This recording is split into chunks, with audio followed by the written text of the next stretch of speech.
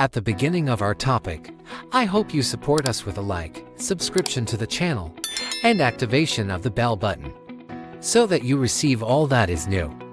In the year 1625, an Italian nobleman named Pietro della Valle went on a tour of the Middle East. Della Valle was a prolific traveler. He journeyed around Asia, North Africa, and even India. He married an Assyrian Christian princess in Damascus, and now the two of them traveled together, journeying by horseback and camel, accompanied by local guides. At this time, travel in this region couldn't have been more dangerous. The Ottoman and Persian empires were at war, fighting over who would rule in Baghdad, and meanwhile, local bandits took advantage of the chaos to prey on travelers. In those days, lions even roamed in these hills. Due to these various dangers, Della Valle's guides were constantly on edge. It was June 18, 1625, when they spotted a distant group of tribesmen on the horizon. Their guides decided that they might be in danger, and began to search for a place to hide. In the distance, they spotted the looming mass of a series of enormous ruins, as Della Valle later wrote in his memoirs. Being suspicious to some Arabian vagrants, or vagabonds, for more security we removed a mile further, and took up our station under a little hill near some ruins of buildings which we saw from far away. Della Valle's group stayed in those ruins for several nights while their guides negotiated with the local ruler, asking for safe passage. During the day, under the baking Iraqi sun, Della Valle passed his time by walking among those monumental ruins. Our removal hence being still deferred, I went in the forenoon to take a more diligent view of the ruins of the above said ancient building. What it had been, I could not understand, but I had found it to have been built with very good bricks, most of which were stamped with certain unknown letters which appeared very ancient. I observed that they had been cemented together not with lime, but with bitumen or pitch. Della Valle was fascinated by the broken fragments of writing that littered the ground of this ruined place. He explored further and wrote down some of the symbols that he saw again and again stamped into the stones and pieces of clay brick. Surveying the ruins again, I found on the ground some pieces of black marble, hard and fine, engraven with the same letters as the bricks, which seemed to me to be a kind of seal. Amongst other symbols which I discovered in that short time, two I found in many places. One was like a pyramid, and the other resembled a star of 8 points. Della Valle and his wife didn't know it, but they had stumbled across the ruins of Ur, a city that had formed the center of one of mankind's first civilizations. This society was known as Sumer, and it was where so much of the world we know today first began. Eventually, negotiations with the local leader fell apart, and Della Valle's guides no longer felt safe camped out there in the ruins. They departed in the dead of night and fled to safety across the desert. In Della Valle's bags were a few of the clay tablets that he had found scattered around the ruins of Ur. These would be the first examples ever seen in Europe of a language that had been dead and forgotten for thousands of years. All the way home, Della Valle must have turned those tablets over in his hands, gazed at their mysterious ancient symbols.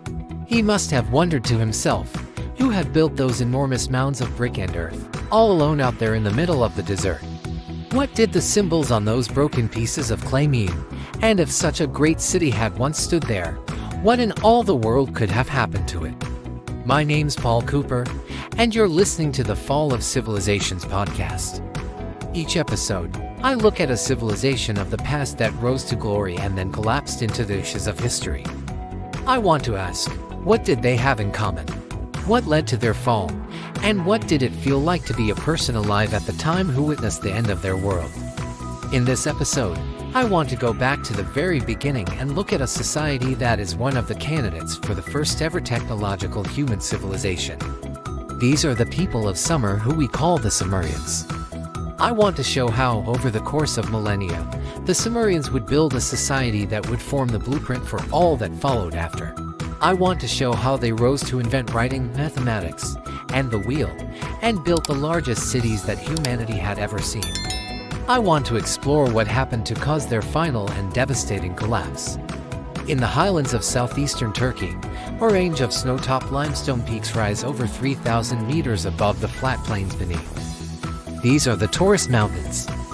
The mountains of Turkey rise so sharply that rain clouds find it difficult to pass over them. Instead, these clouds pool in their hollows and valleys, and give these hills an exceptionally high rate of annual rainfall. In spring and summer, the warm air means that the clouds are even denser, and violent thunderstorms rock these mountains, too, going of the stones of the valleys. As a result, this is a landscape shaped by water. The steep sides of the Taurus Mountains have been eroded to form streams and waterfalls, while underground rivers have cut into the rock and hollowed out some of the largest caves in Asia. Just as it has shaped the rocks, water has also shaped the beliefs of this region's people. The name of these mountains, Taurus, comes from the Latin word for bull, and the reason for this isn't hard to see. Temples have been unearthed all across these mountains, decorated with terracotta statues of bulls. Since ancient times, the people who lived here worshipped the storm god Teshin.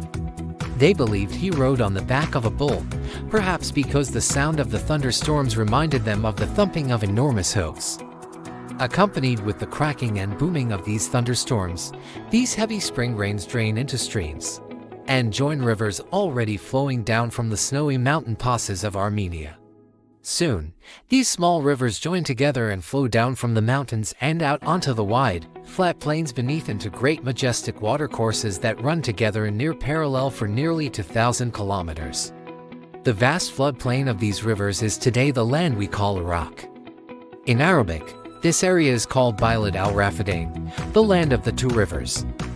In the West, it has been known since ancient times by its Greek name, combining the words mesos, or middle, and potamus, or river. Mesopotamia, the land between the rivers. These two great waterways are known as the Tigris and the Euphrates. For millennia, these rivers have brought life down into the flat floodplain of Iraq, and the source of that life comes from some of the most lifeless things, the rocks of the mountains themselves. Virtually all rocks are held together with tiny flecks of two different materials called quartz and feldspar.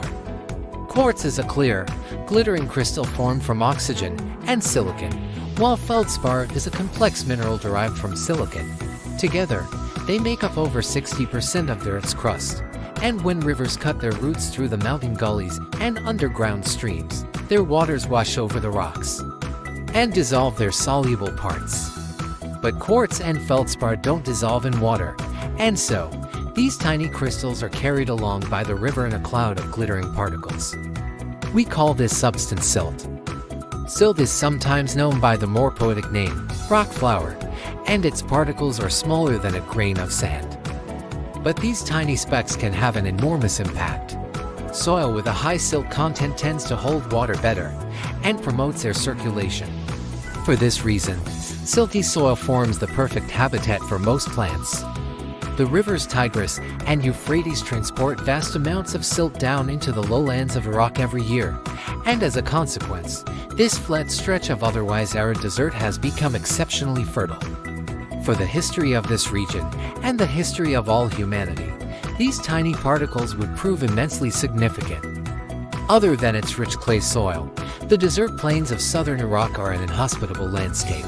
In fact, this is perhaps the last place you might expect the first human civilizations to rise. For one thing, the climate of this region is extremely hot and dry. Summer temperatures can reach over 52 degrees centigrade or 126 degrees Fahrenheit. Rainfall is rare, especially in summer. Coupled with the strong winds that blow across these plains, this means that the soil is arid and windswept. Although the seasonal flooding of the rivers brings life to the earth, these floods are also unpredictable. In Egypt, the River Nile flows directly from the Great Lakes of Africa, which act as a stabilizing and regulating force. But the Tigris and Euphrates depend on the amount of rain that fell on the mountains of Turkey, Armenia, and Kurdistan, a quantity that varies greatly from year to year. Years of drought can often be followed by years of devastating floods, and during winter, the whole plain is covered with a thick layer of mud. The region of southern Iraq is also poor in natural resources. The land is essentially nothing but a floodplain made of clay and silt. There were no metals to be mined here, and virtually no stone. Because of all these challenges, it took early humans a long time to reach this hostile environment. In the far prehistoric, archaic humans like Homo erectus spied for survival in the upper reaches of the rivers. Archaeologists have found stone axes and other artifacts dating back to nearly 500,000 years ago. But the riverlands of southern Iraq weren't suitable for this hunter-gatherer lifestyle. But about 13,000 years ago, things began to change. The first nomadic hunter-gatherers began to settle down in permanent villages. These early innovators had noticed something interesting. They saw that when they threw away the discarded seeds of edible plants, that same plant would later sprout out of their rubbish dumps. This gave them an idea. They realized that if you buried plant seeds in the earth, fed them and watered them, more of the same plants would grow. These were some of the first farmers, and once they found a good patch of land, they quite understandably didn't want to move. They soon built houses nearby, and storehouses to keep food through the winter. They banded together into larger communities in order to divide the labor of farming and to protect their grain should anyone else try to take it. They learned how to take the clay from the ground and shape it into pots, but they were still limited to areas where the rains were plentiful, to the mountains and the foothills. From about the year 6500 BC, these human settlements began to spread. Century by century, millennium by millennium, they worked their way down the courses of the two great rivers and into the inhospitable land of southern Iraq. Who these people were, what language they spoke, and what they called themselves, we have no idea. Today, we call this stretch of several thousand years the Ubaid period, named quite arbitrarily after the site where their first artifacts were found. As the Ubaid people moved down the rivers of Iraq, they began to notice other things too. They noticed that date palms grew in some areas of the river, providing them with a rich and delicious source of calories. They soon found out that these, too, could be cultivated and planted in orchards. They also noticed that these palms could provide shade for other more fragile plants, allowing them to be grown, too, beneath the harsh Iraqi sun. They made another crucial discovery, too. They realized that they didn't have to grow their plants only on the banks of the river. With a bit of hard work, they could dig channels that diverted the life-giving water inland. Now, they could grow crops just about anywhere, so long as you could dig a canal long enough. The people of this region would soon become very good at digging canals. Worked properly in this manner, this landscape could be immensely productive. In their fields, the people here grew wheat, millet, and sesame. In gardens beneath the shade of their date palms, they also grew pomegranates, grapes, and figs, as well as chickpeas, lentils, leeks, garlic, cucumbers, and watercress. But there was one noticeable patch of green in the midst of all this desert. In the south of Iraq, the rivers Tigris and Euphrates branched into deltas and shallow lakes before they meet the ocean, creating an ancient marsh landscape. Here, dense thickets of reeds grow, so tall you can't see over the tops of them, populated with buffalo, wild boar, and marshland birds. Since ancient times, the people here have built their houses out of reeds, binding them together into incredibly strong beams of up to a meter thick, and building large, vaulted houses out of nothing but reeds. It's in this marshy southern landscape that the greatest Sumerian cities rose. Just as Mesopotamia was watered by two great rivers, its lands were also populated by two great peoples. These were the people of Sumer and the people of Akkad. Over the course of their history, the Sumerians and the Akkadians grew together in such a symbiotic way that it's impossible to tell the story of one without the other. We know a decent amount about the Akkadian people in the north. They spoke a language in the Semitic family, meaning that it's in the same language family as the Aramaic of the Bible, and later Hebrew and Arabic. This language seems to have been indigenous to the region, and it shares grammar and words with many other languages that surrounded it.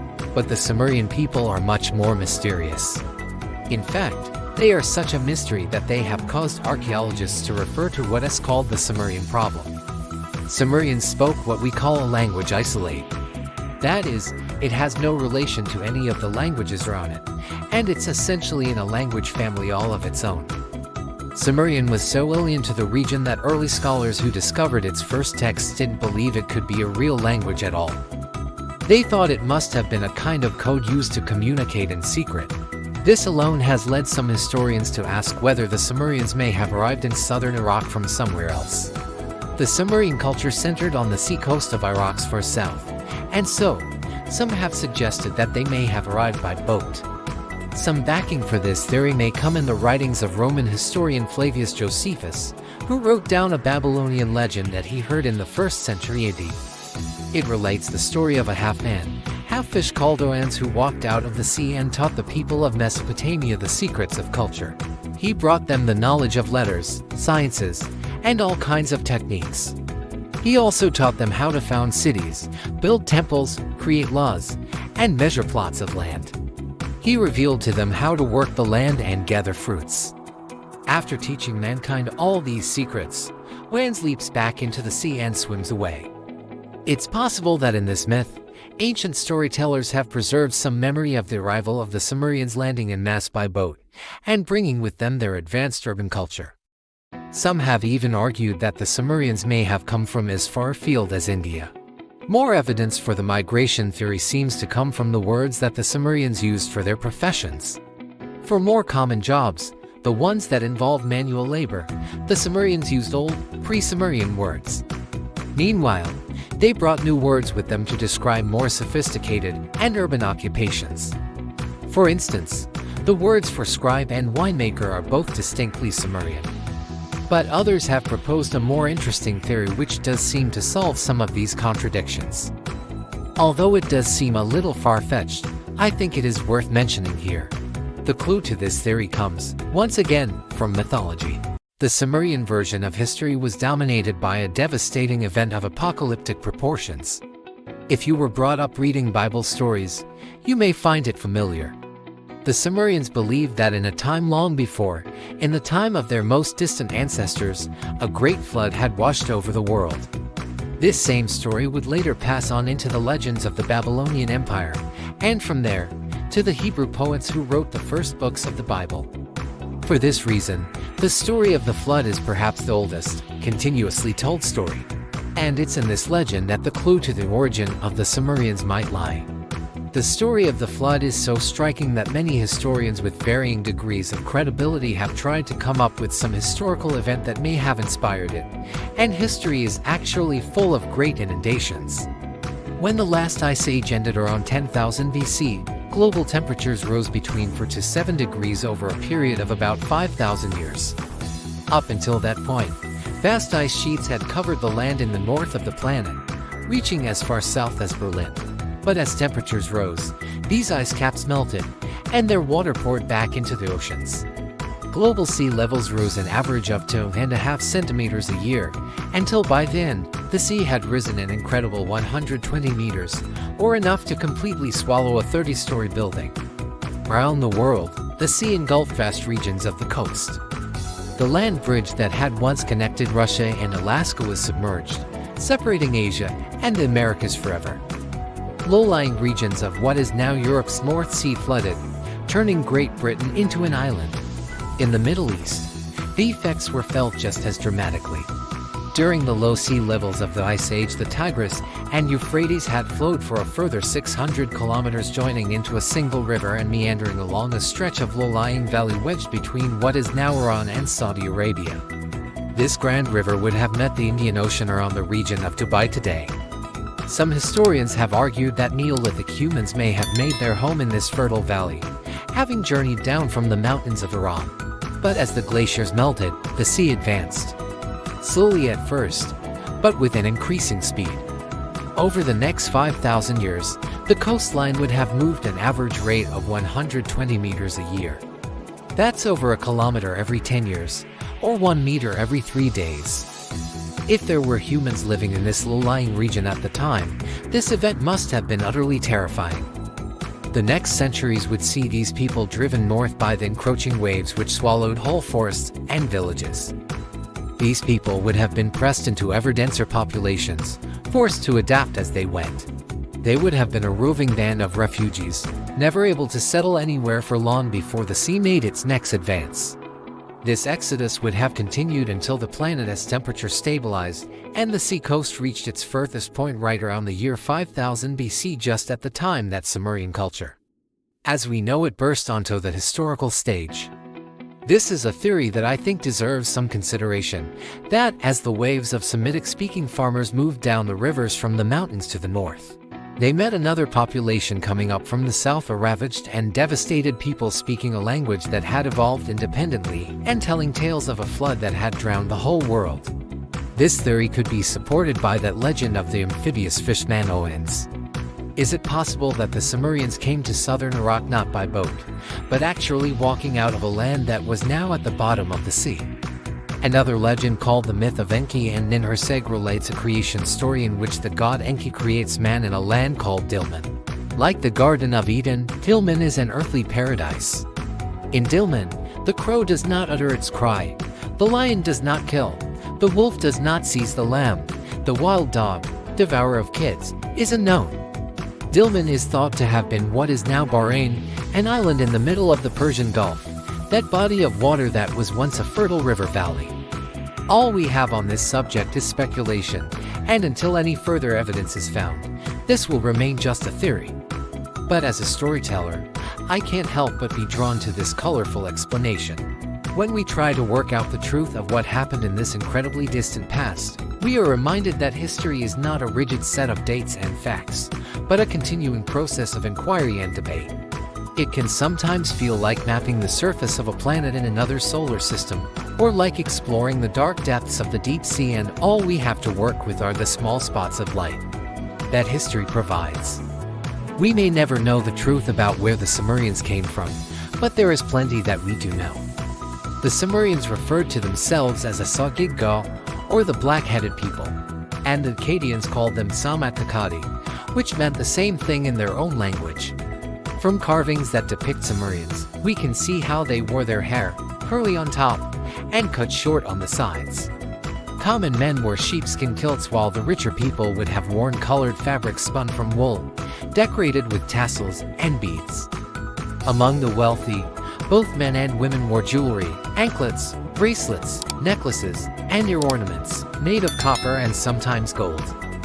Remarkably, we also have a great deal of evidence about Sumerian music.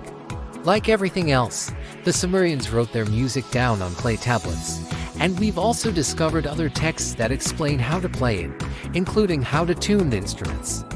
Today, we were able to hear the sounds of the music that once played in the temples and courtyards of cities like Ur and Uruk. These two great peoples, the Semitic Akkadians and the Sumerians, formed a symbiosis over the next centuries that would see their cultures run in parallel, just like their two great rivers.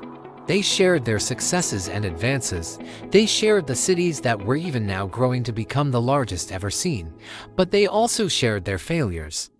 As a result, their fates became inextricably intertwined.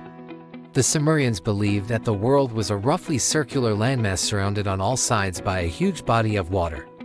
They believed that another ocean also lay above their heads, held in place by the solid structure of the sky, which occasionally let some of this water through as rain.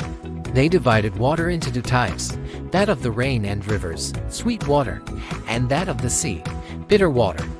Sumerians called their homeland Kianjipar, which means the land of the noble lords.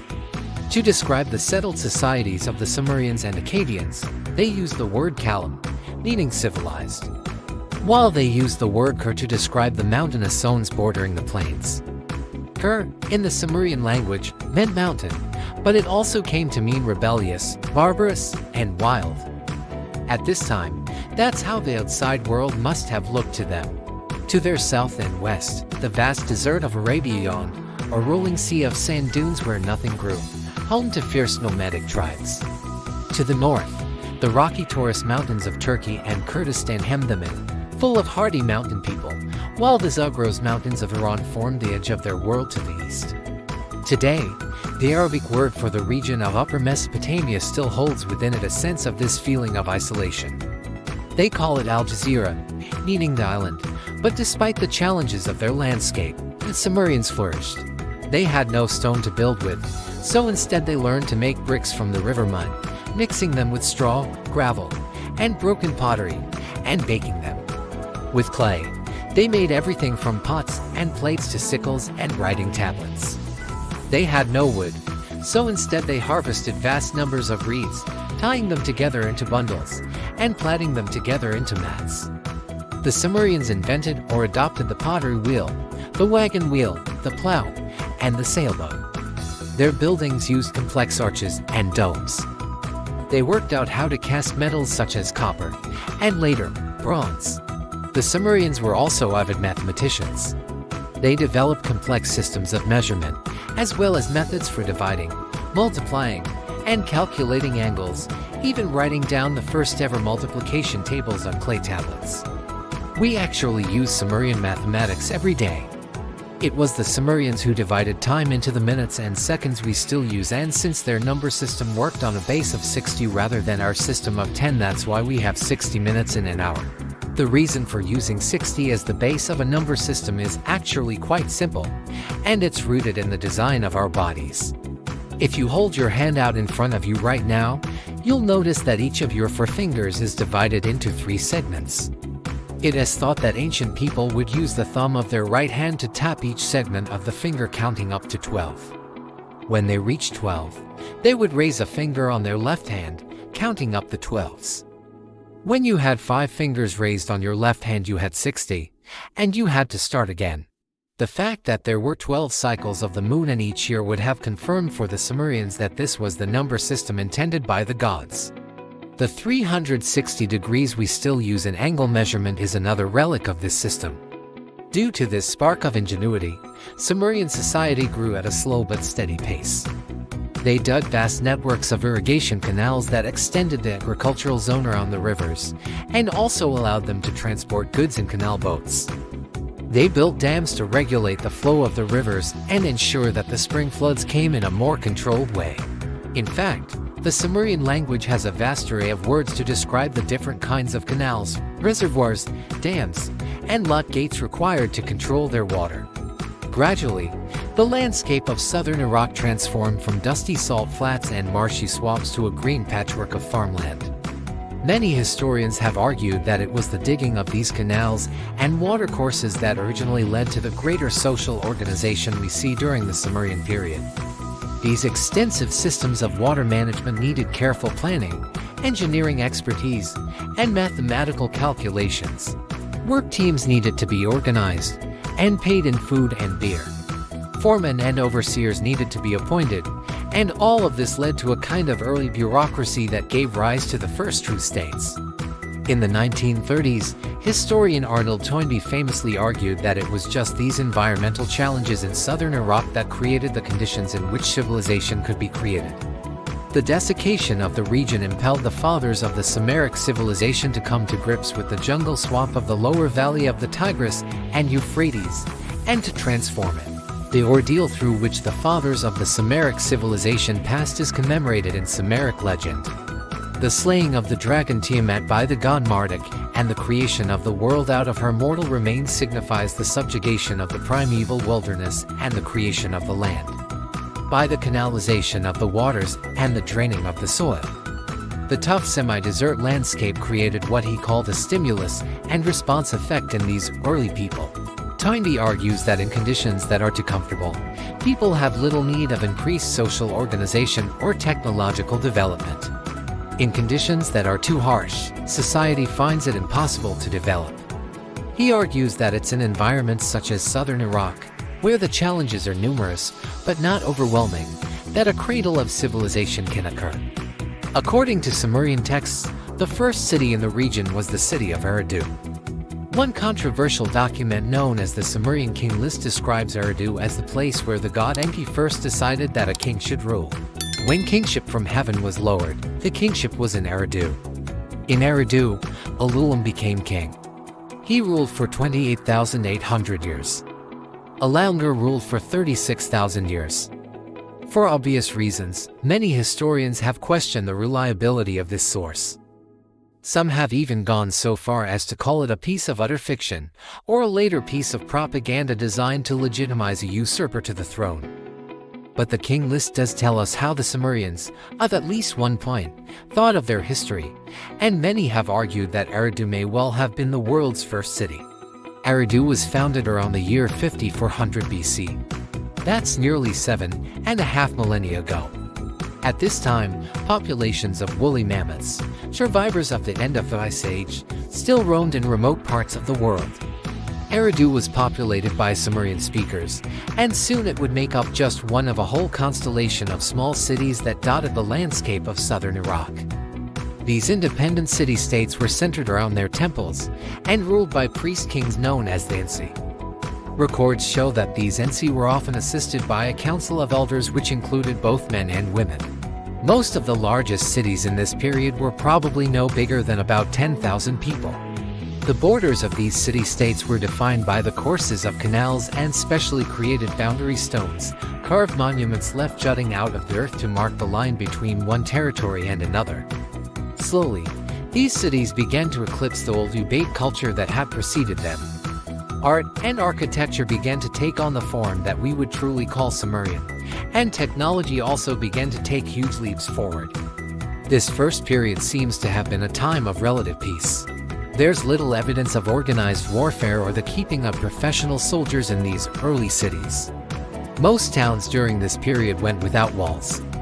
One exceptionally ancient Sumerian myth called the Gifts of Inanna seems to capture some of the spirit of this period of transition. It describes technology and the refinements of civilization being handed down by Enki, the king of the gods, to his daughter, the goddess Inanna. She later passes them down to the people of Sumer. Holy Inanna received the craft of the carpenter, the craft of the coppersmith, the craft of the scribe, the craft of the smith, the craft of the leather worker, the craft of the builder, the craft of the reed worker. Holy Inanna received wisdom, the shepherd's hut, the knowledge to pile up glowing charcoals, the sheepfold. Enki teaches Inanna about family, the proper laws of inheritance, and the art of good judgment. But he also goes on to give her other gifts, some of which show that the darker side of civilization was already beginning to make itself known. Holy Inanna received the seed and the rebel lands. Holy Inanna received heroism, power, wickedness, the plundering of cities, and the making of lamentations. It may be that the ancient Sumerians already recognized right at the dawn of settled human society what the scholar Walter Benjamin would one day write, that there is no record of civilization that is not at the same time a record of barbarism. It's true that during this period, the Sumerians began practices that would begin a sorrowful phase of human history. Among them is the use of slave labor. They captured men and women from the hill countries outside their borders and used their labor to fuel the growth of their own economy. In the last episode, I used the metaphor of the death of stars to talk about the life cycle that empires often pass through, but we might also think about the birth of civilizations in this way. The first stars were born from gas clouds compacted together under the weight of their own gravity into a spinning ball of matter. Under enough pressure, the temperature of the star's core increased and finally, nuclear fusion began. The first stars burst into light. When enough people gather together in one place, that settlement obtains a kind of gravity. It draws other people towards it, and as the size of the settlement increases, so does pressure on its various systems. In some cases, this pressure results in those people being fused together into more complex forms of organization. Sometime around the year 30 to 100 BC, the first stars of these human settlements began to burst into light. That light was the invention of writing. One Sumerian epic poem called Enmerkar and the Lord of Uruk gives the first known story about the invention of writing. This poem attributes the invention to a king who has to send so many messages that his messenger can't remember them all. Because the messenger's mouth was heavy and he couldn't repeat the message, the Lord of Kulaba patted some clay and put words on it like a tablet. Until then, there had been no putting words on clay. The Sumerians had two things around them in virtually limitless abundance. That's the clay beneath their feet, and the reeds that grew in the marshes and along the banks of the rivers. It's these two resources that combined to form the first human writing. Sumerian scribes would pick up a lump of clay big enough to fit in their hand. In fact, about the size of a modern smartphone. They would take a piece of reed cut into the shape of a wedge and print it over and over into the clay to form symbols. The distinctive wedge shapes of the reeds give this form of writing its name. We call it cuneiform. The oldest cuneiform clay tablets come from the city of Uruk and date to the late 4th millennium, probably around the 32nd or 31st centuries. This script originally consisted of pictographs, small pictures designed to depict objects so everyone could understand what they represented. These were first used to keep track of everyday things like rations and supplies. On some of these very early tablets, you can still see very clearly what they mean. A bowl of food is depicted with an eating mouth next to 6 impressions, and a sheaf of wheat next to 5. This indicates that a worker can exchange this tablet for 6 bowls of food and 5 sheaves of wheat. Scribes would have had to work fast, copying hundreds of documents throughout their day. Slowly, this pressure meant that the signs had to become simpler and more abstract. Before long, they no longer looked like the objects they describe. After the year 3000, the number of symbols was reduced from around 1,500 to about 600, and someone else had the bright idea that each symbol could stand for a certain sound instead of a whole idea. This was the beginning of the first alphabet, but it meant that now only an educated few could understand writing, and soon, a separate class of scribes emerged. The human brain would never be the same again. People could now read the words of kings and scribes who had died hundreds of years before. They could also begin to write down everything that they had learned so it could be remembered, and more importantly, it could be built upon. Partly due to this ability to record knowledge, the technology of some around this time began to take even greater leaps forward. This next period of history would be known as the period of Uruk. The period is named after the city of Uruk, which by the middle of the 4th millennium BC, had grown into the largest and most powerful city in southern Mesopotamia. One of the key ways that historians mark the shift into the Uruk period is by observing a dramatic change that occurred around this time in the region as pottery. If you're thinking that the pottery must have got more sophisticated and ornate as technology improved, then you're mistaken. In fact, the ancient pottery of the Ubaid period was exceptionally beautiful. It was made on a device known as a slow wheel, and painted with distinctive geometrical designs in brown or black. It was a luxury item for the select few.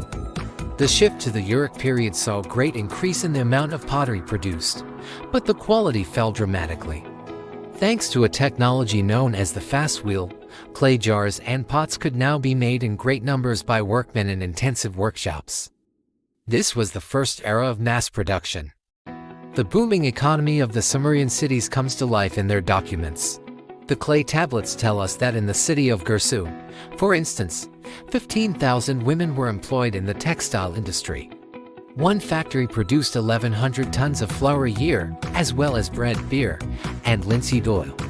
This factory employed 134 specialists and 858 skilled workers, of which the vast majority were women.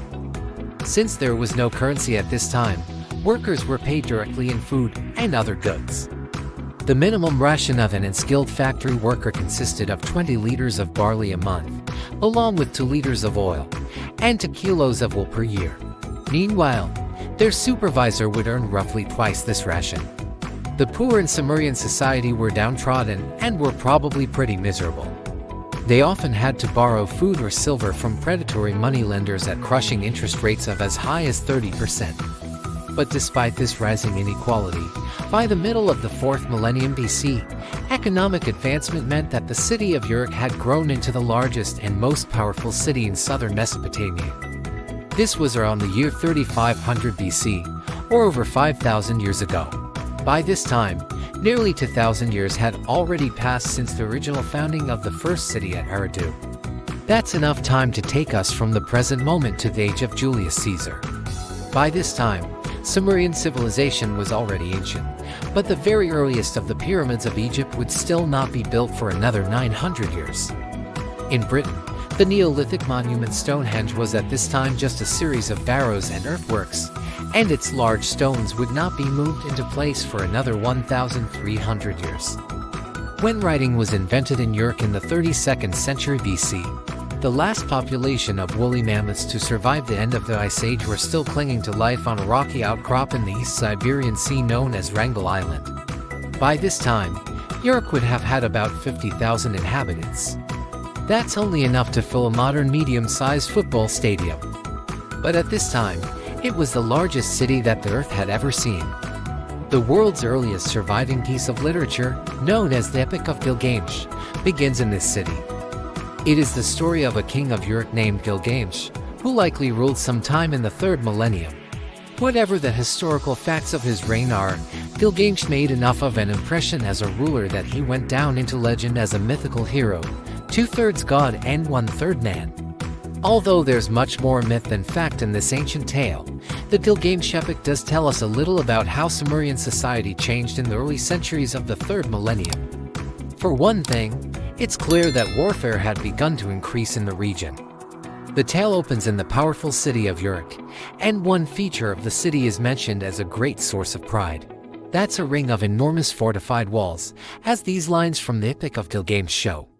Behold the outer walls which gleam like copper. See the inner wall which none can rival. Touch the threshold stone, it is from ancient days. Go up and walk on the wall of Uruk. Inspect the cornerstone, and examine its brickwork. Is it not built of baked brick? It's clear that city walls were now a necessity, but we can tell from the great pride shown in Uruk's fortifications that they may have also been quite rare. In fact, throughout the story, the city is referred to repeatedly as strong-walled Uruk. We also get a sense of how the city was divided during this time, suggesting some level of urban planning from its rulers. These parts comprise Uruk. 1/3 for city, 1/3 for garden, 1/3 for field, and a precinct for the Temple of Ishtar. At the height of the Uruk period, the city covered an area of 2.5 square kilometers. It had a port on the river, along with workshops and cluttered houses. At the center of the city was Uruk's famous White Temple. It was elevated 21 meters and covered in white gypsum plaster that reflected the sunlight and would have caused the temple to glow during the day. If you walked the streets of Uruk during this time, you would have seen markets full of produce like beans and lentils, pomegranates and dates, jars of date syrup, and oil. In the richer parts of town, houses would be built from baked bricks. But elsewhere they would be mud and clay, dried in the sun. The houses would likely be arranged in a chaotic way, creating a labyrinth of alleys and warrens, covered by reed matting to keep them cool in the heat of the day. Farmers would be carrying large bundles of reeds and wheat on their backs, and herders would bring their long-haired sheep and oxen into the city. Here and there, you would see men sitting in circles in shaded courtyards, sharing a large jar of beer in the center, all sipping it through long straws made of hollow reeds. While the Sumerians did import some wines from the northern regions, it was beer that they loved most of all. They had over 30 different varieties, with names like white, dark, cloudy, and sweetened with honey. Some of their beer was flavored with herbs. It was brewed directly from the wheat and barley of the fields, and if you bought the cheapest kind, it would often still have seeds of grain floating at the bottom. One cuneiform text has even preserved a kind of drinking song. I will summon brewers and cupbearers to serve us floods of beer and pass it around. What pleasure! What delight! Blissfully to take it in, to sing jubilantly of this noble liquor, our hearts enchanted and our souls radiant.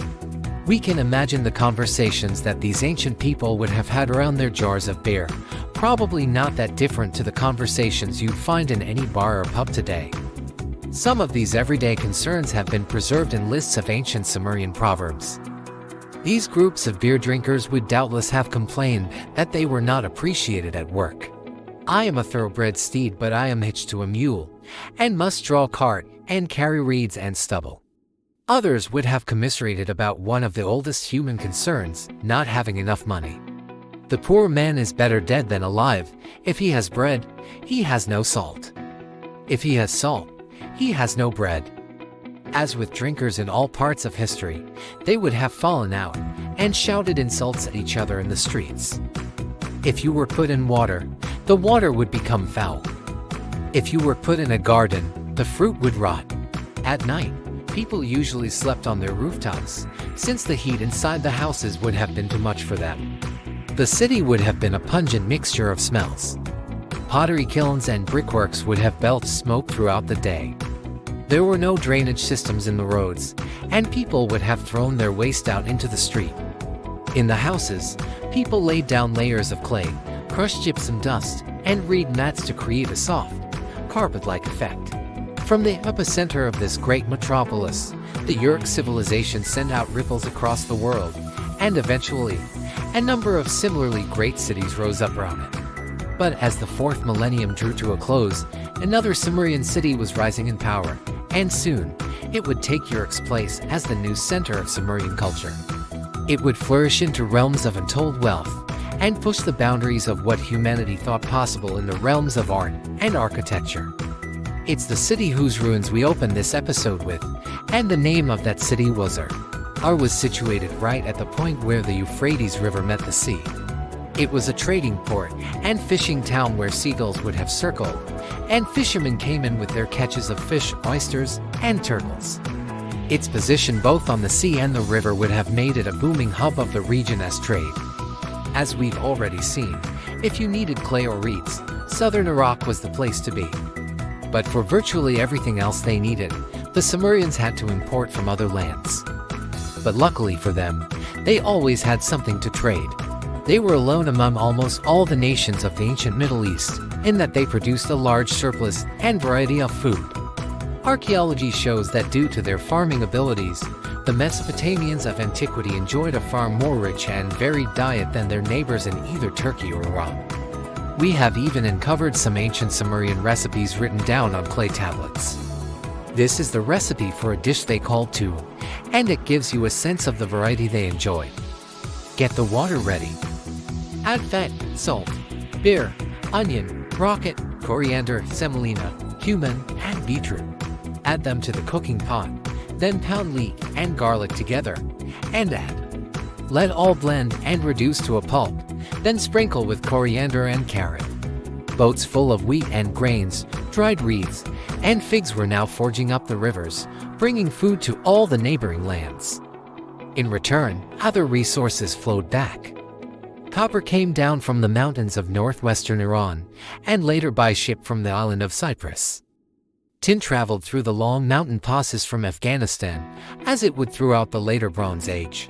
Silver came down the Euphrates on barges from Turkey's Taurus Mountains, while gold came overland from Egypt, and by ship from India. Ordinary wood for everyday building could be chopped in the Zagros Mountains of Iran to the east.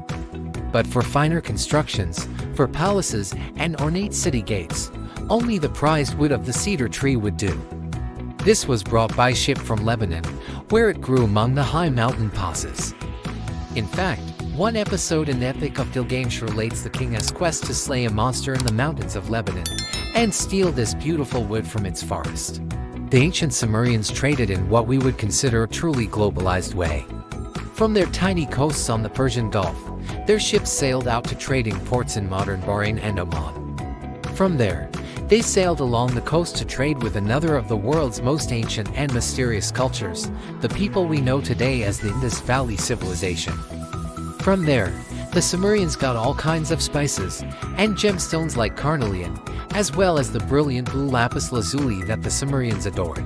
They used it to make jewelry and amulets, inlays and gaming boards, musical instruments, and sculptures of astonishing beauty. All of this trade would have passed through and swelled the city to a wealth that likely no other human habitation had ever achieved. Grave goods uncovered in Ur show not only the incredible wealth of its rulers, but also magnificent craftsmanship that suggests an advanced community of artists. One such artifact found in a royal tomb in Ur has given us an incredible insight into the lives and manners of the ancient Sumerians. It's an ornate, decorative piece of furniture, inlaid with a mosaic of shell, red limestone, and lapis lazuli. Its images show detailed scenes from everyday life around 4,600 years ago. Today, it is called the Standard of Ur. On one side, the artifact shows images of the Sumerians at war, the chariots pulled by donkeys, the soldiers wearing leather capes and helmets, the men carrying spears and axes. On the other side, it depicts the Sumerians at peace, farmers and herders working on one level, and above them, the scribes with their shaved heads sitting at their desks. At this time, urbanism in the Sumerian world was reaching its peak. By the end of the 3rd millennium, a majority of the region's population would live in cities, and in this newly urbanized world, the economic power of Ur remained king. Over the next centuries, its power expanded and contracted, and at one point, some of its kings wrote inscriptions calling themselves both the king of Ur and the king of Kish, another city that lay nearby. This suggests that Ur may have subdued some of its neighbors under its political control. But by the mid-3rd millennium, it seems the influence of Ur began to wane. This was a new militarized age, when the power of trade and diplomacy seems to have no longer been enough. One city called Lagash truly came into its own in this era of violence. Lagash was a slaving city. It had grown rich by raiding villages in the hills, kidnapping people, and selling them across the region. Sometime around the year 2500 BC, Lagash fell out with its neighbor, a city called Umma. The dispute seems to have been over a stretch of farmland along the river, and it caused the two cities to go to war. One carved stone monument from this time, known as a stele, captures something of the spirit of this age. It is known as the Stele of the Vultures. The upper part of the stone is normal enough. It shows the king of Lagash, a man named Yanatum, leading his soldiers into battle. They wear leather helmets and skirts made of reeds, shouldering their spears. These spears would have likely been topped with blades of copper or bronze, and would have flashed red in the sun as they marched. The king is riding ahead of them in an early chariot, wearing an animal skin slung across his chest, with a spear and a container of javelins beside him. When the armies met, the stele shows King Yanatum of Lagash dismounting from his chariot, and proceeding to lead his men on foot. They advance in a phalanx, a tight square of men with broad shields protecting their fronts, and a porcupine of short spears jutting out ahead. The fighting was bitter. Yanatum was struck in the eye by an arrow, but he lived on to see his army to victory, as the inscription on the stele records. Yanatum struck at Umma. The bodies were soon 3,600 in number. I, Yanatum, like a fierce storm wind, I unleashed the tempest. As the soldiers of Umma tried to flee the bloody battlefield, the stele shows the soldiers of Lagash cutting them down and trampling them beneath their feet. There's something to this carving that to me embodies something of a change in the spirit of Sumerian warfare. It's a particular kind of nastiness that revels in the suffering of your enemies, and this is shown most clearly in the part of the carving that gives it its name. These are the vultures flying overhead, carrying the severed heads of the soldiers of Umma in their beaks, picking at their tongues and eyes. It clearly shows a kind of massacre perpetrated by the city of Lagash, and it does so with relish. Due to military victories of this kind, the slaving city of Lagash went on to conquer much of southern Mesopotamia. Lagash established what some historians have called the first true empire in the world, but its rule was short-lived. In these ancient times, administrating even one city was difficult, and the empire of Lagash, despite its military success, was soon critically overstretched. To make matters worse, King Yanatum seems to have ruled through what amounts to a campaign of terror. Unsurprisingly, his rule was unpopular, and revolts rose up against him. As the hated empire of Lagash fractured and collapsed, the ruler of one of its subjugated cities seized his chance. He was the king of Umma, the city whose defeat and humiliation is depicted with such relish on the stele of the vultures, and his name was Lugalzagis. It's not clear exactly what made Lugalzagis so successful, but it's clear he was animated by an ardent desire for revenge against the empire of Lagash. Perhaps he had even been at the battle when King Yanatum had slaughtered thousands of his fellow citizens. He rose in rebellion against Lagash, and quickly toppled kings that were still loyal to the empire in the cities of Kish and Larsa. Then he marched on the great city of Ur itself, and the mighty walled fortress of Uruk. These both fell in turn, and the rebel Lugalzagis moved his capital to Uruk.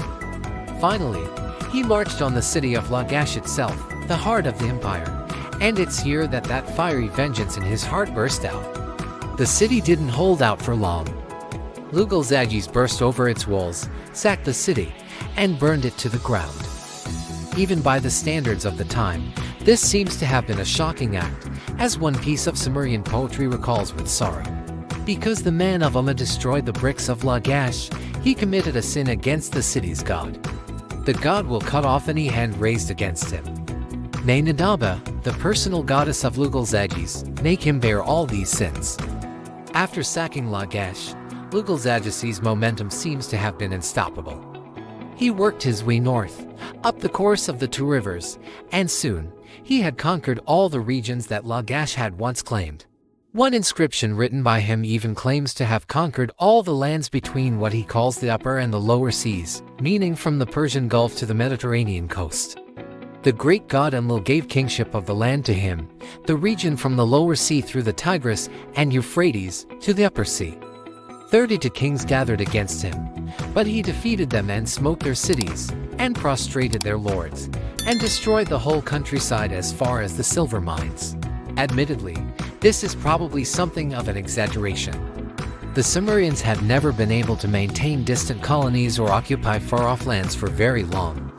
It's more likely that Lugalzadji's pulled off something like a successful raiding party on the coast, perhaps looting some towns and cities, and bringing treasure back to Uruk. But this was the first time that a Sumerian prince had ever made this claim. For them, this upper sea was the western edge of their entire world, and the idea of a king who might conquer all the lands between the seas began to possess the imaginations of all the kings who came after. But King Lugalzadji, like the rulers of Lagash before him, had made the critical mistake of overstretching his resources. This empire was simply too big.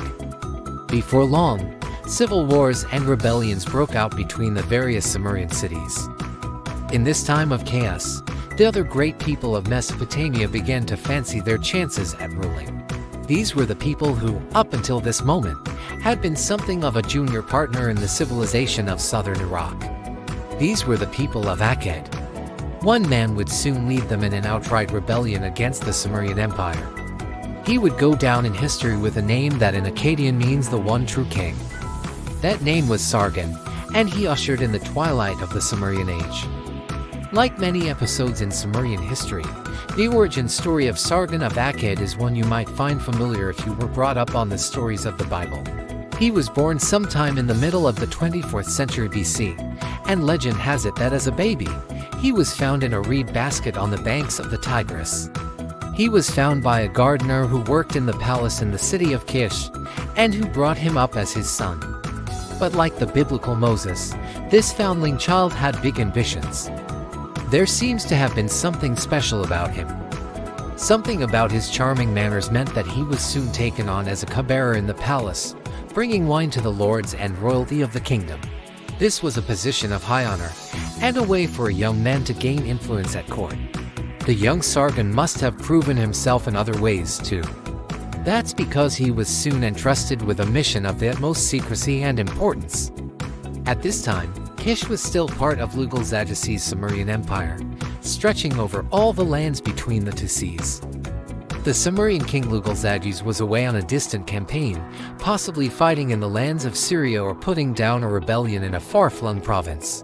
The young Sargon was given a small band of fighting men and told to travel to the city of Uruk, where Lugalzadji kept his royal court.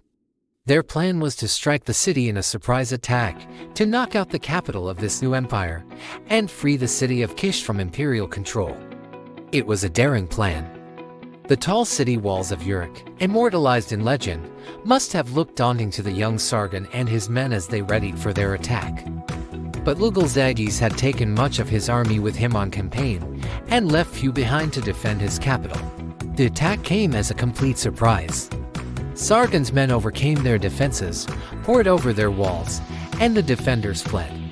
Sargon captured the city, and before reinforcements could arrive, he broke down several sections of those famous city walls.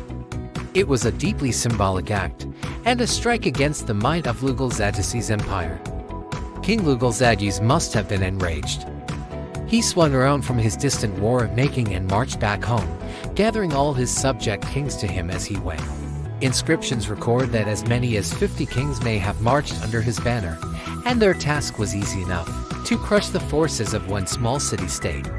But Sargon seems to have been one of those characters from history, one of those geniuses like Hannibal or Napoleon, who are able to turn battles in their favor no matter the odds. We don't know how he did it, but in a pitched battle with the whole mass force of the empire, it was Sargon's army that emerged victorious.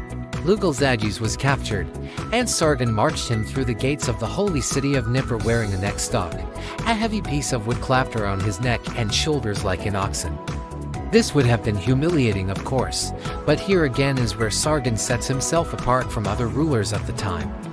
That's because he seems to have had something of a merciful streak. The old king Lugal-Zaduz wasn't killed.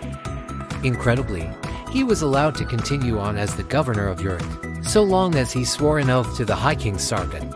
Sargon founded a new city to act as his empire's capital, and he named it Akkad. From there, he would go on to conquer much of what the preceding empires had before, as one inscription beneath a statue in the city of Nippur claims. Sargon, the king of Kish, triumphed in 34 battles over the cities, up to the edge of the sea, and destroyed their walls. He bowed down to the gods, and the gods gave him the upper land up to the cedar forest, and up to the silver mountain. Sargon didn't make the mistakes of his predecessors. At each city he conquered, he made a point of destroying the city's walls, reducing its ability to defend itself, and therefore reducing the likelihood of it rebelling against his rule. He conducted a ceremony to symbolize his mastery over the whole land. He washed his weapons in the waters of both the Persian Gulf and the Mediterranean Sea. But once the dust of war had settled, his achievements went on. He made efforts to centralize the empire's administration and even reform the dating system. His reforms strengthened the central state and increased the stability of the empire. In many ways, he was something of a progressive and enlightened ruler. But Sargon was also Akkadian, and he was what we today might call a nationalist. Until now, Sumerian had been the official language of royal inscriptions on palaces and temples. But during Sargon's reign, Akkadian began to be used in official inscriptions for the first time. The cuneiform alphabet was now re-engineered to write Akkadian, and Sargon also gave himself the new title, King of Akkad. He appointed only his fellow Akkadians to key positions in the government, and garrisoned Sumerian cities with Akkadian troops to ensure their loyalty. The two people of Mesopotamia who had lived and grown together for millennia were now beginning to drift apart. Resentment in the southern Sumerian-speaking cities began to reach a boiling point. Sargon ruled for 55 years, and towards the end of his reign, this resentment bubbled over, as one later Babylonian text recalls. In his old age, all the lands revolted against him, and they besieged him in Akkad the city. But he went forth to battle, and defeated them. He knocked them over and destroyed their vast army. For the meantime, it's clear that Sargon's flair for battle kept his empire together, but as the old king weakened, virtually all the southern cities burst out in open rebellion. When Sargon of Akkad died around the year 2284, his two sons had to take over and try to fix the mess he had left behind. The first of these sons was called Rimesh. He ruled for 9 years and spent most of them in bitter battles to reconquer the rebellious Sumerian cities of the south. He crushed rebellions in Ur, Uruk, Lagash, and Adab, and one of the years in which he ruled is even known as the year that Adab was destroyed. When Rimesh died, Sargon's other son, Manishtushu, took over. He seems to have resorted to the kinds of terror tactics that had once made the kings of Lagash so hated. It was Sargon's grandson, a man named Naram-Sin, who would return the empire to its former greatness. He managed to quell the Sumerian rebellion in its southern heartlands, and return the empire of Akkad to stability. Naram-Sin didn't rule only by force. It seems he made some effort to reconcile the two intertwined peoples of Mesopotamia, breaking from his grandfather's title King of Akkad and ruling under the more diplomatic title King of Sumer and Akkad. But this didn't entirely heal the rift there was even now continuing to grow between these two peoples. Part of the problem was that the Sumerian people were no longer the primary cultural force in the region. For centuries, Akkadian had been gradually replacing Sumerian as a spoken language. Some of this may have been down to the official policies of the Akkadian Empire, discouraging the use of Sumerian in official documents. But it was also affected by the increasingly cosmopolitan makeup of the empire. Sumerian, as we've seen, was a language isolate with a different structure and sound to all the languages around it. But the people who lived in all the surrounding lands spoke languages that were linguistic cousins of Akkadian, all in the Semitic family of languages. They had the same grammar, and even shared sounds and words with Akkadian. Learning Akkadian for them would have been like an English speaker learning French or Spanish, while Sumerian would have been like learning Korean. Akkadian was just easier to learn for these people, and so, it would naturally become the language of trade and commerce. The people of Mesopotamia had been largely bilingual for centuries, but gradually, all Sumerians would have learned to speak Akkadian. And fewer Akkadians would have needed to learn Sumerian. Slowly, the Sumerian language began to fade. But the days of the Akkadian Empire were also numbered, and the Sumerians would get one more chance to leave their mark on the world's history. When the great Akkadian king Naram-Sin died, his son Shar-Kali-Shari took over. He was Sargon of Akkad's great-grandson, and for years into his reign, a great celestial sign would have appeared in the skies overhead. Far out in the depths of space, nearly 200 million kilometers away from Earth, a giant ball of ice and dust 40 kilometers across flew past, sometime around the year 20 to 13 BC. This was the comet Hale-Bopp. It would spend the next 4 millennia or so flying through our solar system on a deep elliptical orbit, until it flew past the Earth again as a blazing streak of light in the year 1997. It was the brightest comet with the longest tail that has ever been observed in our night skies. It remained visible with the naked eye for 18 months. In 1997, the sight of the comet in San Diego, California caused 39 members of an apocalyptic cult called Heaven's Gate to commit suicide by drinking a lethal mixture of vodka and phenobarbital. They believed that their souls would be carried away on a spaceship that was hidden behind the iridescent tail of the comet, and we can only imagine what effect the sight of this comet may have had on ancient people. Some may have looked up and seen the blessings of the gods, smiling on the lands of Sumer and Akkad. Others may have stared up at that lonely cosmic traveler and seen a sign of doom. Ultimately, it was these latter who would prove correct. During the reign of King Shar-Kali-Shari, the world's climate underwent a mysterious and sudden shift. This change is known only by the cryptic name, the 4.2 event. It has been tentatively linked to changes that took place in the sea ice of the North Atlantic, causing ripples throughout the world's delicate and intimately interlinked climate systems. But whatever the causes, its effects were dramatic. In various places around the world, it coincided with periods of reduced rainfall. Studies of dust layers in Iraq and the Middle East have shown that around this time, annual rainfall dropped dramatically, and the climate became much more arid. The annual floods of the rivers on which so much of the agriculture of the region depended would now routinely fail, and famine would set in. This dry period wasn't brief. In fact, it would last for well over a century, and some think it may have even lasted for the next 300 years. This period of drought and the famines it caused were mentioned in Egyptian texts of the time, too, and has affected cultures all around the globe. It's been linked to civilizational collapses in Egypt's Old Kingdom, the Indus Valley Civilization in India, and the Lianzhu culture in China. In Mesopotamia around this time, still ruled by the Akkadian Empire, it's clear that resources became suddenly scarce. The days of a booming surplus of food were over, and it's around this time that the first towns and cities began to be abandoned in the drier zones of the north. After the death of King Shar-Kali-Shari around the year 2193 BC, a period of chaos and bitter civil war descended on the empire of Akkad. The Sumerian king list records this period with an almost sarcastic tone. Then who was king? Who was not the king? 4 of them ruled in only 3 years. All this chaos did not go unnoticed. In the mountains overlooking the plains of Mesopotamia, a nomadic tribal people known as the Gudi were watching. Who the Gudi were, what language they spoke, and which gods they worshipped, we don't know. They seem to have been an unsophisticated nomadic people, and the ancient Sumerian texts reserve particular contempt for them. The Gudi were unhappy people, unaware of how to revere the gods, and ignorant of the right religious practices. The Gudi had raided and plundered along the borders of the Akkadian Empire for years, burning villages and stealing cattle. One remarkable letter, dating from the reign of King Shar-Kali-Shari, was written by an Akkadian lord who owned land on the borders of the Gudi territory. He tells his workers to ignore the Gudi attacks and keep working, although it's clear he does this while keeping himself at a safe distance. Cultivate the field and watch over the cattle.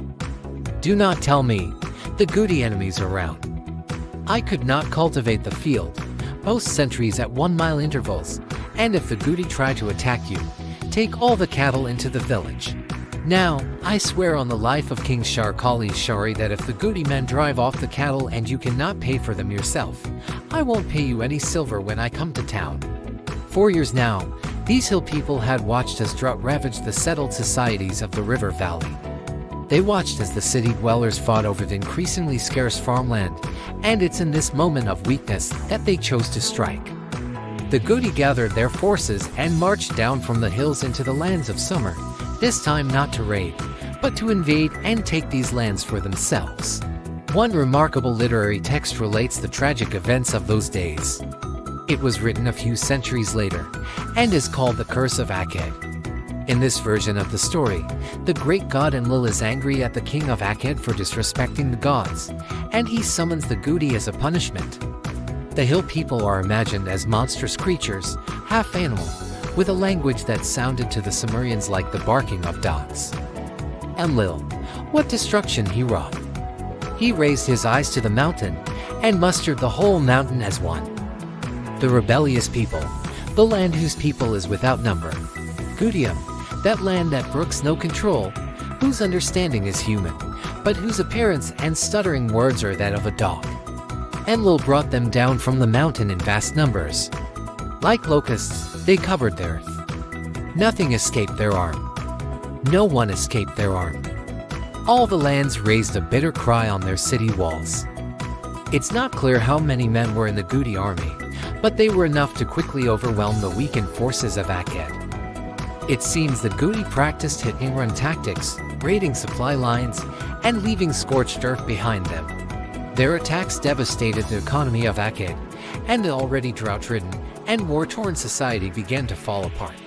For the first time since cities were built and founded, the great agricultural tracts produced no grain, the inundated tracts produced no fish, the irrigated orchards produced neither syrup nor wine.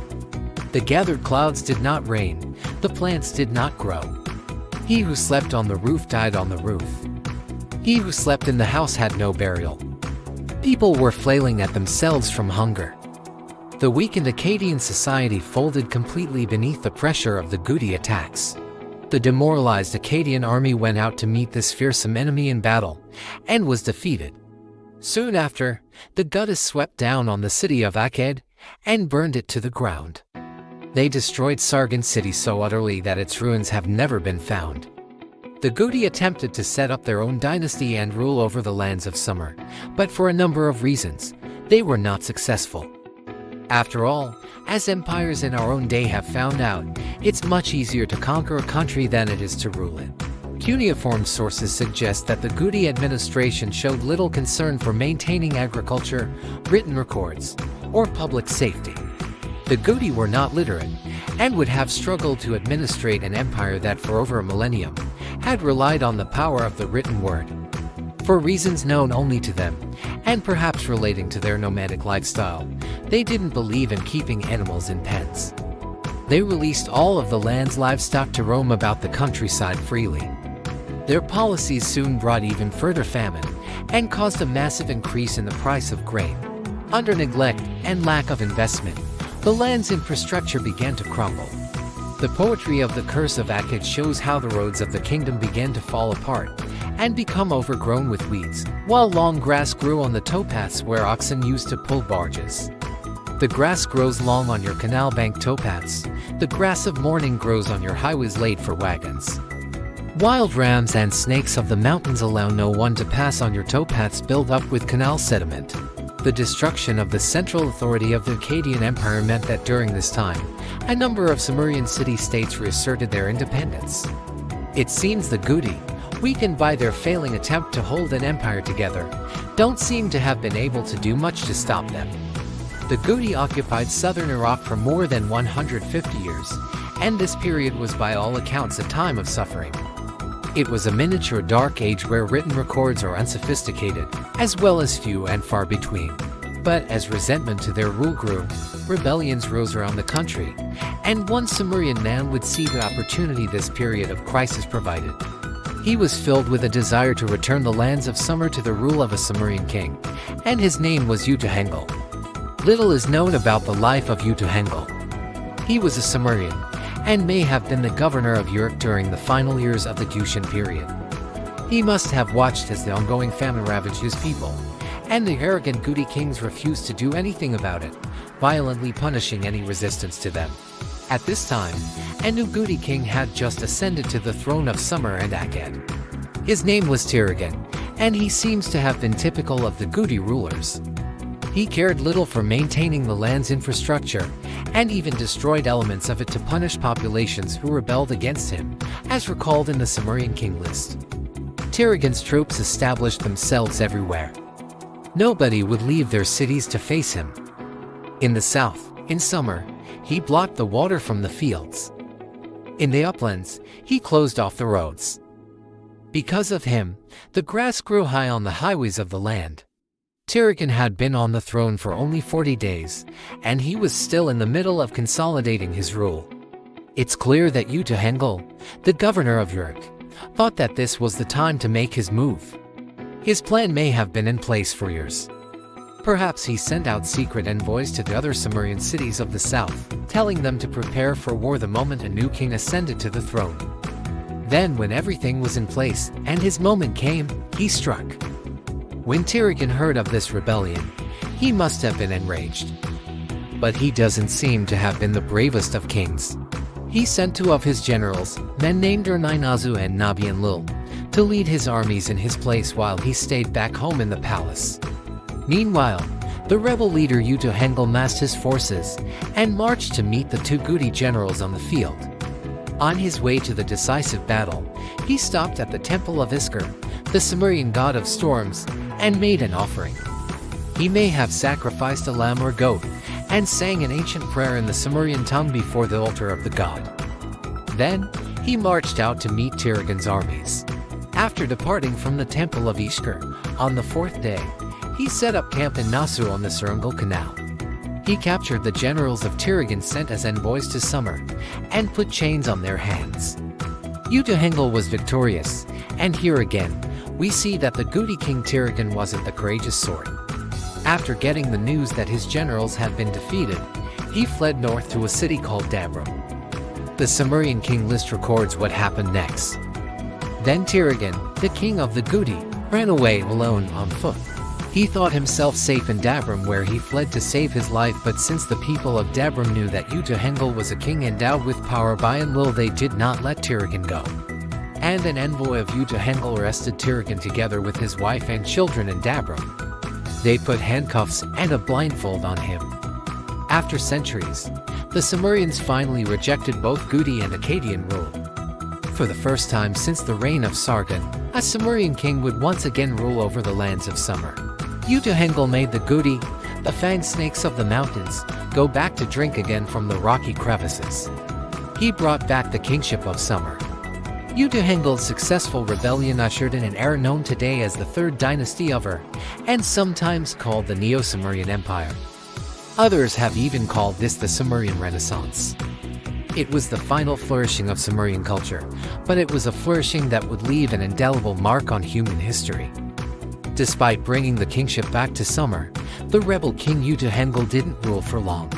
He died in unusual circumstances after only 7 years, apparently killed when a river dam that he was inspecting burst, sweeping him away in a flood.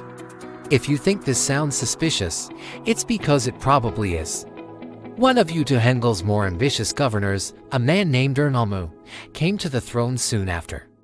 And some historians have certainly raised questions about whether he had a hand in that dam bursting. If indeed any dam burst at all. Regardless of the way he rose to power, Ur-Nammu proved to be an effective ruler and an outstanding administrator. He standardized bronze weights that merchants used in the market and created a standardized weight that would lay down the foundations for the first currencies. He divided silver into a unit known as the mina, which was made up of 60 shekels. Ur and Uruk also wrote down a code of laws that today is the earliest surviving example of a legal code, 3 centuries older than the more famous Code of Hammurabi. Here are a few examples of the laws contained within. Number 17. If a slave escapes from the city limits and someone returns him, the owner shall pay 2 shekels to the one who returned him. Number 18. If a man knocks out the eye of another man, he shall weigh out half a mina of silver. Number 19. If a man has cut off another man's foot, he has to pay 10 shekels. Among all his other achievements, Ur and Uruk was also a prodigious builder. He constructed buildings at the cities of Nippur, Larsa, Kish, Adab, and Umma. He rebuilt the kingdom's roads and irrigation ditches after the long decades of neglect under the Gudi rule. But more than anything, Ur and Uruk loved to build ziggurats. These are the distinctive step towers that were the hallmarks and pinnacle of Sumerian architecture. Each one rose in 3 layers like a wedding cake, with steps leading up to the top. They would have been painted with white gypsum paint. The priests who kept them may have grown plants and trees on the terraces that lined them, and birds would have roosted high up in these tall towers. Under Ur and Uruk, soon every Sumerian city would have a ziggurat, and they formed the focal point of the cities. The greatest of these was the ziggurat that Ur and Uruk built in his home city of Ur. The ziggurat of Ur is enormous. In its day, it would have soared up to a height of 30 meters, or nearly 10 stories, towering over all the other low-lying buildings in the city. It was built purely from baked clay bricks, and held together with the terry substance by 2 men. It is thought that it would have taken at least 1,500 workers more than 5 years just to build its base. Farmers up to 20 kilometers away would have been able to see this enormous shape rising on the horizon. To them, it would have testified to the power of the city of Ur, and the god who lived there. But despite this late flourishing, the age of the Sumerians was passing, and part of the reason for this lay in the soil beneath their feet. All river water contains small amounts of salts and other minerals, and the Tigris and Euphrates rivers, flowing over the limestone rocks of the Taurus Mountains, contain more than most. When ancient farmers diverted this water into their fields to feed their crops, the hot sun would evaporate this water, and traces of salt would be left behind. In places with a reasonable amount of rainfall, the rain would wash the salt away, but in the arid conditions of Iraq, the salt stays right where it is. Over time, this small amount builds up on the surface of the soil, and eventually, plants find it difficult to grow. The records of the Sumerian scribes paint a bleak picture. They kept meticulous notes of crop yields, year on year. From around 2350 BC, their texts show the gradual reduction of crops across the region. One telltale detail shows us that the salt content of the soil might have been to blame. While their main crop of wheat gradually reduced over the centuries, the rates of barley production remained constant. Barley, as we know today, is particularly resistant to salt-rich soil. Texts uncovered from the city of Gersu show that around the year 3550 BC, wheat and barley were being produced in equal amounts. But after 1,000 years of irrigation, wheat accounted for only 1/6 of the crop. Only a few centuries later, in the 21st century BC, wheat was less than 2% of the annual harvest. This all points to a sharp increase in the salt content of the soil. You can sometimes hear very simplistic narratives surrounding soil salination in the south of Iraq. The Sumerians are sometimes portrayed as stupid or greedy, damaging the land in their ignorance, but that's not entirely fair. Although they didn't have our modern understanding, they did know that soil needed to be rested for several seasons if it was to remain fertile, and they did take steps to adapt to the changing condition of the soil, switching almost exclusively to barley and replacing the role of wheat in their diet. They also developed methods for draining the soil and reducing the rate of salination, but soil salinity is a challenge that still causes problems for farmers in Iraq today, despite all our technology and scientific knowledge. While the ancient people worked hard to mitigate the decline, the overall trend as the centuries wore on was slow but unstoppable. The soil was gradually failing, and with the population of Sumerian cities growing, and the long drought dragging on, the demands on this farmland were only increasing. Eventually, a thick layer of salt would encrust the topsoil, and little would grow at all. Today, when you walk around the deserts of Iraq, the soil in some areas has a crumbly crust that cracks underfoot, peeling like old varnish. This is the salt that slowly began to choke the life from the earth, and in turn, choke the life from the civilization of summer. But the end of Sumerian culture would come not from the soil, but at the tip of a spear. As the Sumerians struggled to eat ever-decreasing barley crops from the salty soil, it seems that once again, hostile outside forces began to sense weakness in this once great empire. After their failed attempt at empire building, the nomadic Gudi had retreated to their mountains and returned to their nomadic ways. But they still posed a threat to Sumerian lands, just as they always had, raiding towns and making away with cattle. Putting a stop to these raids was the focus of much of the King Ur and Uruk's reign. He raised an army and marched into the Gudi lands with the aim of putting a stop to the threat forever. It isn't clear whether he actually met them in battle or whether he was struck by one of their characteristic ambushes. Either way, Ur and Uruk was killed in the mountains far from home. The death of this king, which would begin the final death spiral of Sumerian culture, was commemorated in a lengthy epic poem known as the Death of Ur and Uruk. He who was beloved by the troops could not raise his neck anymore. The wise one lay down. Silence descended as he, who was the vigor of the land, had fallen. The land became demolished like a mountain. Like a cypress forest, it was stripped, its appearance changed. The poem tells the story of Ur and Uruk descending into the underworld and giving his offerings to the gods who lived there. In the afterlife, the poem gives Ur and Uruk himself this final lament. Now, just as the rain pouring down from heaven cannot turn back, I can never return to see the beautiful bricks of her. For Sumerian kings would follow Ur and Uruk. Some, like the king Shulgi, enjoyed successes on the battlefield and developed and reformed the economy as much as they could. But their reigns were characterized by ongoing threats from the wild mountain regions. The drought was still biting.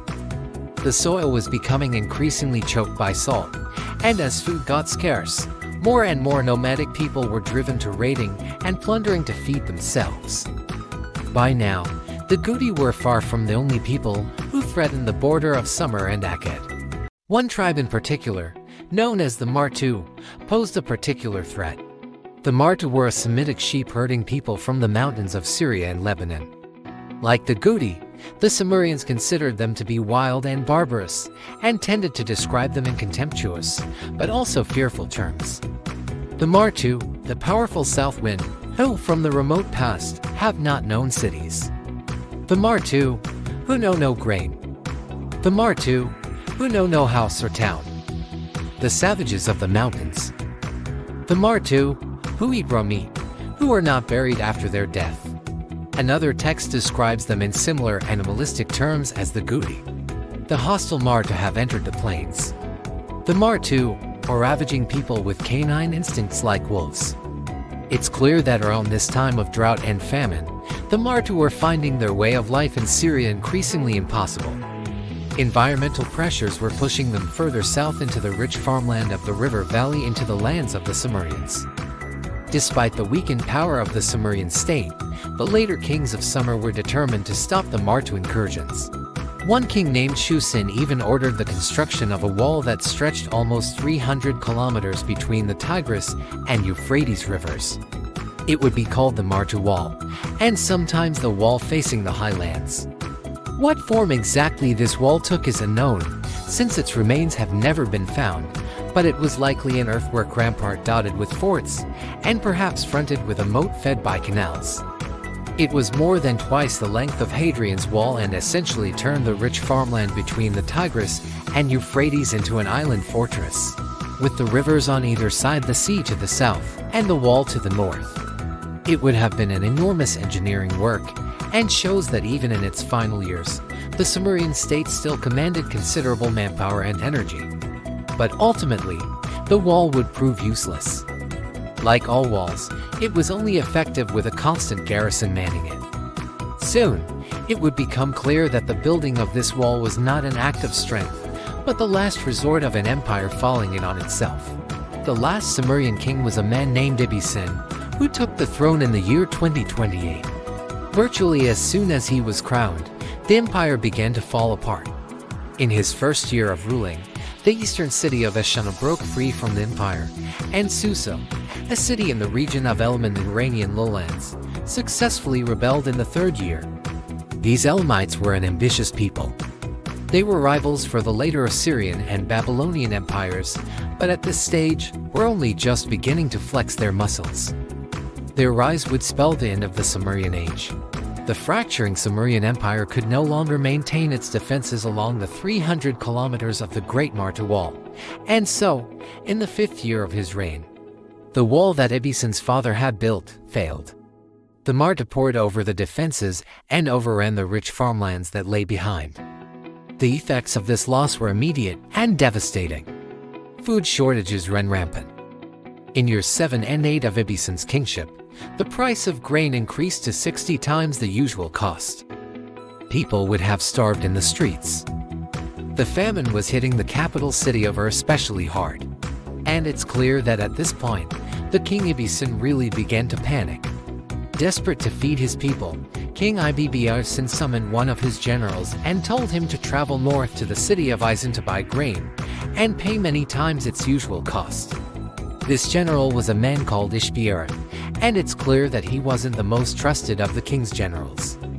In another letter, the king had even complained that Ishbiara was Akkadian, not Sumerian, inferring that his loyalty may have been in question. But at this point, it's clear the king didn't have much choice. One remarkable letter from this moment has survived. It was sent to the king Ibisin by this general Ishbiara once he reached the city of Isin. It paints a vivid picture of Sumerian society's collapse. You ordered me to travel to Isin and Kazalu to purchase grain. With grain reaching the exchange rate of 1 shekel of silver per gur, 20 talents of silver have been invested in the purchase. But I heard news that the hostile Martu have entered inside your territories. I entered with the entire amount of grain. Now, I have let the Martu, all of them, penetrate inside the land. Because of the Martu, I am unable to hand over this grain for threshing. They are stronger than me, while I am condemned to sitting around.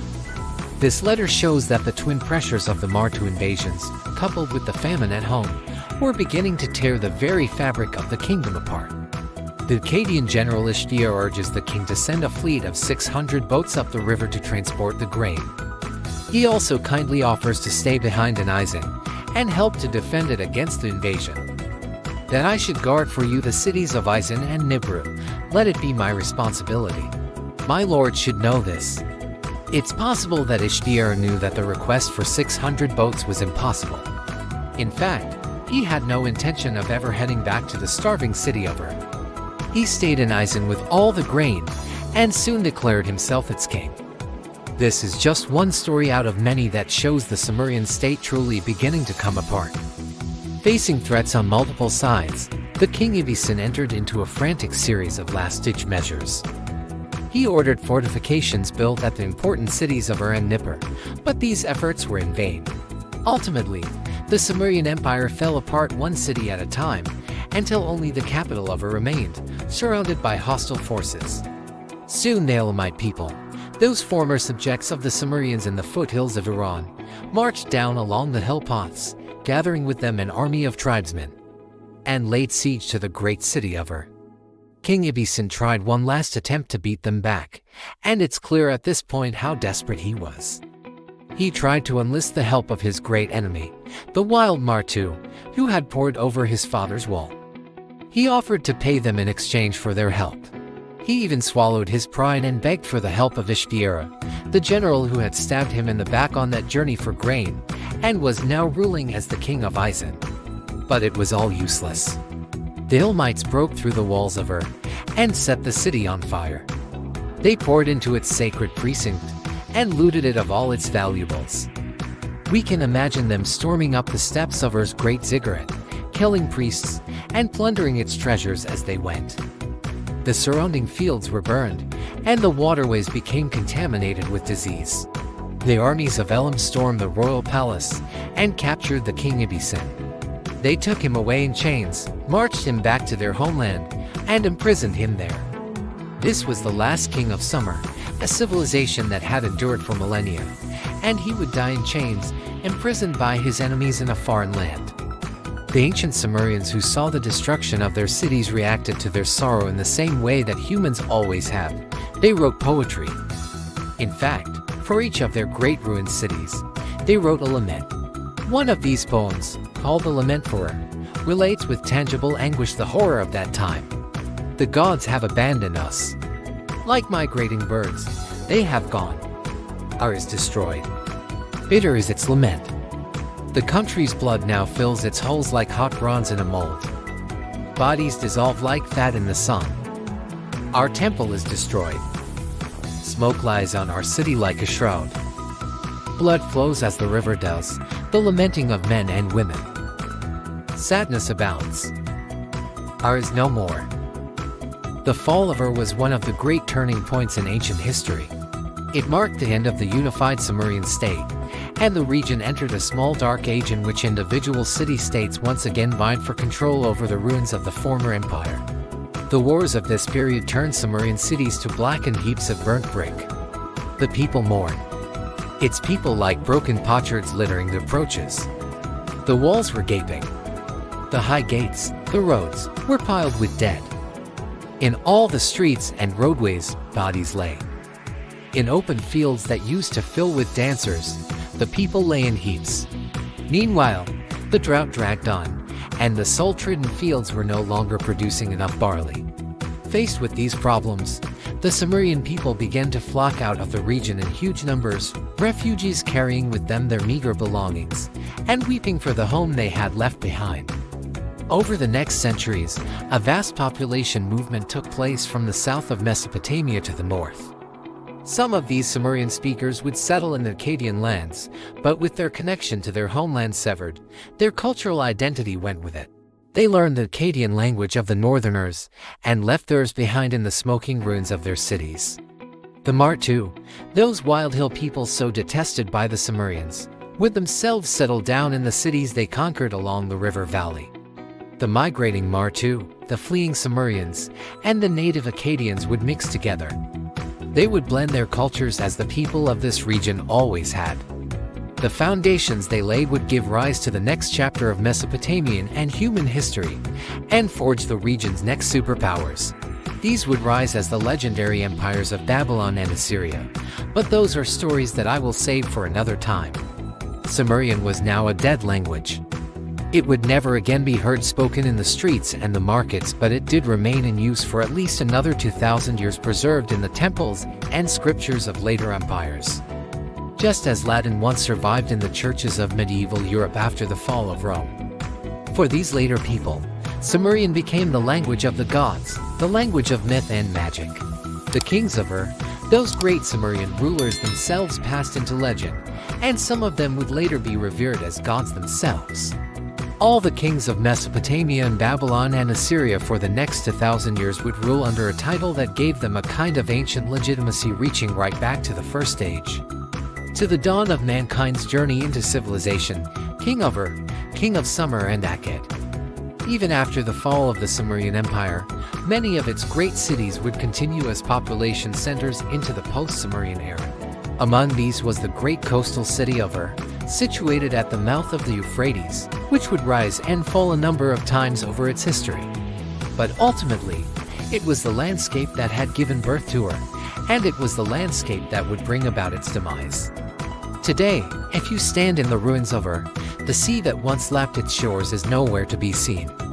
In fact, early archaeologists were astonished to see the remains of millions of seashells scattered in the sand here on this lonely stretch of desert. As the millennia passed, the continued depositing of silt, along with changes in global sea levels, have combined to push Iraq's Gulf Coast back to its present position, about 150 kilometers to the south. The Euphrates River that once brought the rich bounties of trade down from the north has also disappeared, its course having changed over the centuries.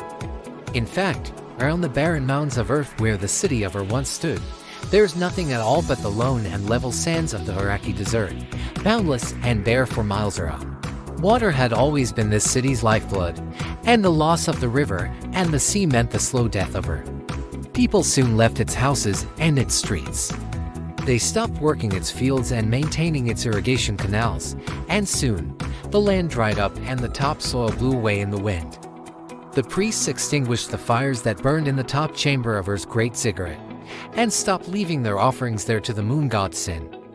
The markets closed, and the mud brick buildings of the city began to crumble. The wooden beams of the roofs rotted and fell in. The sands and desert winds rolled through its streets, and the dunes buried its fallen walls.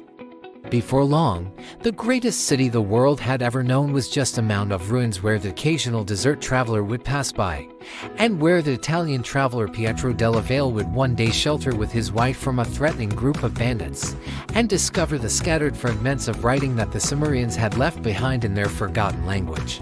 Somewhere buried in the ruins lay the clay tablets on which the lament for the city's destruction was written. May that storm swoop down no more on your city. May the door be closed on it like the great city gate at night time. Until distant days, other days, future days. In your city reduced to ruin mounds may a lament be made to you. O Nana, may your restored city be resplendent before you. Following the sacking of around the year 2000 BC, the city of Uruk went into a steep decline, and much of its population fled. Uruk did have another period of flourishing when the later Assyrian Empire rebuilt it as a regional capital. But as the Euphrates River changed its course, Uruk, too, would be completely abandoned. Today, the walls of Uruk, the same walls that are boasted about in the Epic of Gilgamesh, are still visible, heaps of ancient brickwork lining the flat, lunar landscape of the desert. But they are still 15 meters tall, encircling the whole city now washed by a tide of broken pottery and bones. The English archaeologist William Loftus was the first European to rediscover the ruins of Uruk. He was impressed with the haunting sight of the vast mounds rising out of the desert, and he later wrote about how the sight affected him. Of all the desolate sights I ever beheld, that of Uruk incomparably surpasses all. The process of decay in all the cities of ancient Sumer, in Nippur, Eridu, Lagaster, and Uruk, would have been gradual but unstoppable. Wine-borne sand and earth would pile up against the walls that still stood, and filled in the streets. Meanwhile, rainwater and wind wore down any remaining structures. The sight of these ruins amazed travelers who, like the Italian della Valle, passed by them and saw their lonely shapes on the horizon. People told stories about what must have happened to those people who built such enormous constructions and then disappeared forever. Echoes of these stories still survive in tales like the Tower of Babel, about a people who built a tower that would reach to the heavens, and who were struck down by God on account of their pride. With their cities lost, the Sumerian people passed out of history. The civilizations who replaced them, who kept their language alive in their temples and still told stories of their kings, would themselves pass into ruin. The knowledge of how to read Sumerian was forgotten entirely, and its history turned to dust. Only their clay tablets remained, buried in the sands of Iraq, fragments containing the voices of a whole people, waiting for archaeologists to discover them and, through arduous and painstaking work, to find out how to read them. These fragments give us little bursts of light, illuminating the dark ocean floor of this most distant past, giving us the records and recipes of the Sumerian people, their music and their prayers, their loves and grief, their triumphs, and their beautiful, sorrowful lamentations for the loss of the world's first cities. It gives us, too, the wistful philosophies of these ancient people, as these lines from the Epic of Gilgamesh show. Nobody sees death. Nobody sees the face of death. Nobody hears the voice of death. Savage death just cuts mankind down. Sometimes we build a house. Sometimes we make a nest. But then brothers divide it upon inheritance. Sometimes there is hostility in the land. But then the river rises and brings flood water. Dragonflies drift on the river. Their faces look upon the face of the sun. But then suddenly there is nothing. Sometime around the year 1700 BC, when the last kings of Ur were already a distant memory, somewhere on the other side of the world, on a small rocky island on the edge of the Arctic Ocean, the last woolly mammoth to ever live on Earth lay down and died. Sumerian society, in its imperial form, rose, lived out its golden age, and died, outlived by the woolly mammoth. I want to end the episode with an excerpt from that great Sumerian poem, the Epic of Gilgamesh. This section relates an episode that I think is one of the most incredible sequences in any piece of ancient literature. It shows the king Gilgamesh weeping over the loss of his dying friend, and his friend reaches up to him and tells him that he has dreamed of the afterlife, that he has seen what awaits him after death. This passage is a melancholy meditation on loss. It shows all the kings of the earth who have ever ruled, living on in this dark and silent place, their crowns put away forever. As you listen, imagine what it would have felt like to live in the great cities of Ur and Uruk, watching the twilight begin to fall over the Sumerian age.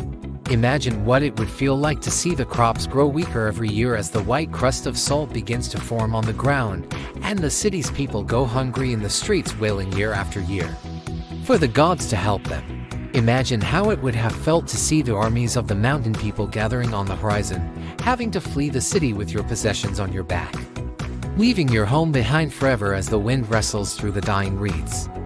And the chanting of the priests still goes on in the ziggurat as tall tower as the sun begins to set over the desert. Listen, my friend. This is the dream I dreamed last night.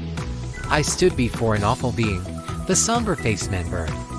He turned his stare towards me and he led me away to the palace of Raquel, the queen of darkness, to the house from which none who enters ever returns, down the road from which there is no coming back. There is the house whose people sit in darkness. Dust is their food, and clay their meat. They are clothed like birds with wings for covering.